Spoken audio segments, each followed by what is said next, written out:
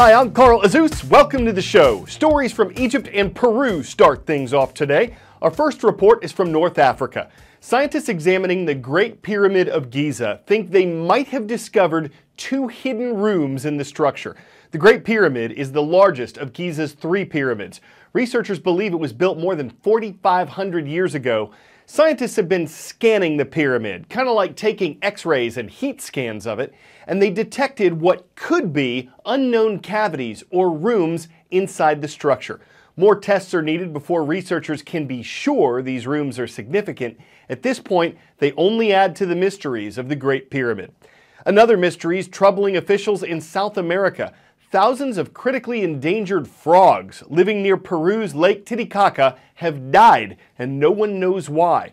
The Titicaca water frog has struggled in recent decades. It's been overhunted for food, it's lost parts of its habitat, exotic trout have eaten the frog's tadpoles. But investigators are trying to find out what's causing so many of them to suddenly turn up dead.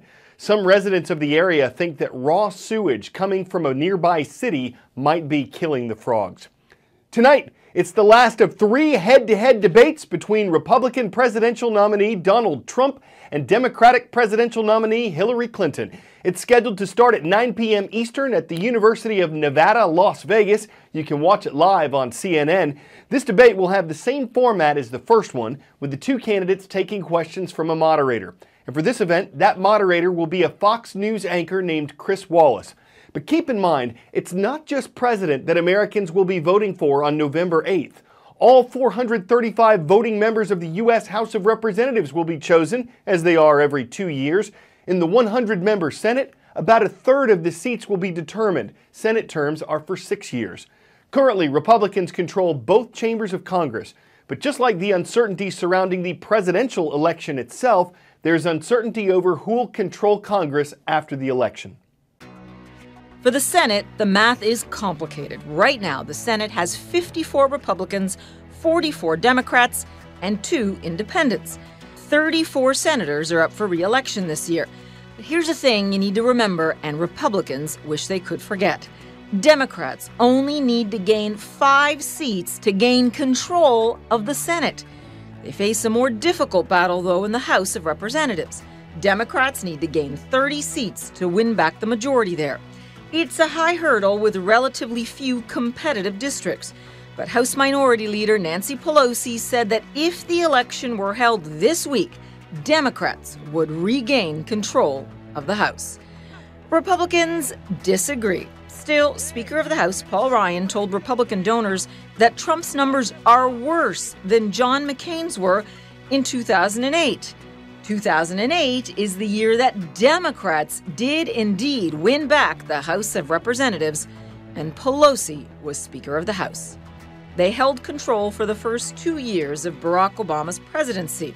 Why are the House and Senate so important? Well, first, they share responsibility for creating and passing the country's laws. Second, Senate confirms or rejects the president's nominees to the Supreme Court. The U.S. government says that in 2007, 8% of American law enforcement agencies thought heroin was the greatest drug threat in their area. This year, 45% of agencies say so. It's a symptom of the problem, the epidemic of heroin abuse in America.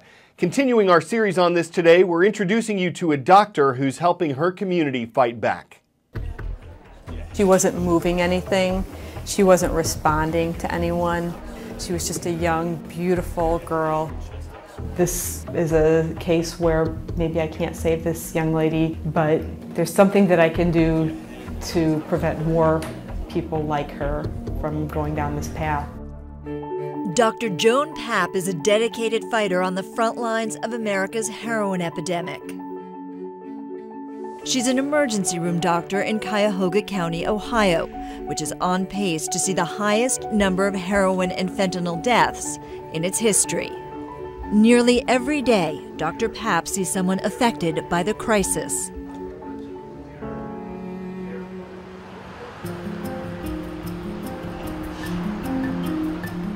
Right now, we are facing a crisis in our community. It has gotten so bad that we have seen the number of overdoses quadruple. And we are on track to reach nearly 500 overdose deaths by the end of this year. Do you ever look at somebody who's on heroin and say, this could be somebody I know, and maybe it is somebody I know? Absolutely. And you know, if you just look at the demographic of the people who are using heroin, we see an increasing number of females who are using heroin. About 50% of the overdose deaths occur in the community, suburban setting.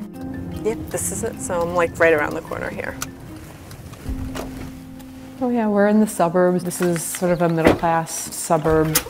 A lot of professionals, a lot of young families. Hello. Oh, I'm exhausted. It's good to see you. If it's a normal night shift and try to let her get 8 or 9 hours, it's sad that she sees that kind of stuff almost daily anymore. It used to be once in a great while, and it's just an everyday thing now. How'd your presentation go? Well, one of the reasons that I care so much about this problem is because I have 3 boys. I love them so much. So Jesse's the only one with homework? That seems strange.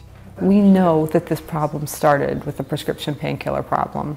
Typically, prescription painkillers, they're obtained from a doctor, from a prescription. Of course, as a doctor, that bothers me. In some ways, our profession is responsible for starting this epidemic.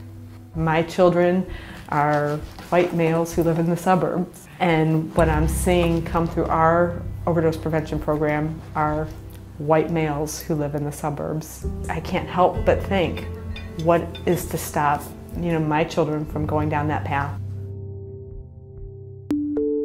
So naloxone is a drug that we use in the emergency department to reverse the effects of an overdose. Dr. Papp is also medical director of Project Dawn, a program that teaches people how to reverse opioid overdoses by using a nasal spray form of naloxone.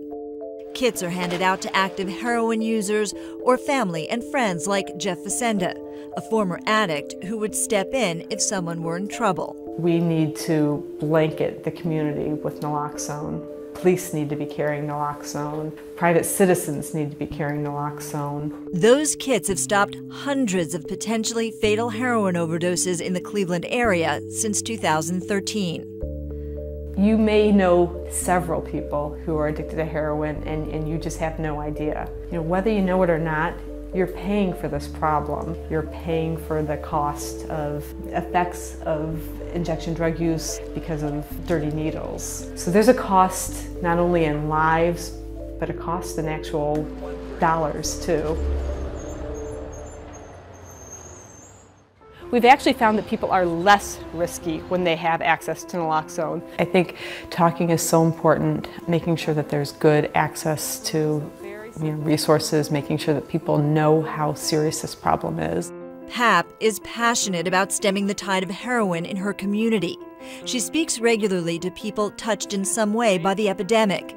You have a person in front of you who is blue, who's unresponsive, urging them to learn how to use the overdose antidote. It's always hard to talk to some of the folks who have really lived this. The thank yous that I get really makes everything worth it. And I know that I'm making a difference when I talk to people.